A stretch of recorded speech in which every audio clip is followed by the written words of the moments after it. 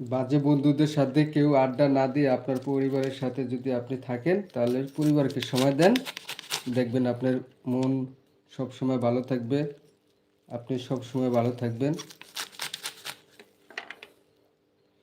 পরিবারের সাথে আড্ডা দিলে আপনার সময়টা ভালো কাটবে, বাজে বন্ধুদের সাথে আড্ডা মাড্ডা না দিয়া। বন্ধুদের সাথে মনে করেন এক জায়গায় বসলেন, সর্বনিম্ন খরচ না হলেও 50 টাকা, ঠিক আছে? সর্বনিম্ন খরচ না হলেও 50 টাকা। আর এরপরে তো মনে করেন একটু ভালো জায়গায় বসলে মনে করেন 500-1000 টাকা খরচ। কিন্তু এই 500-1000 টাকা আপনার পরিবারের সাথে খরচ করেন, দেখবেন আপনি কতটা আপনার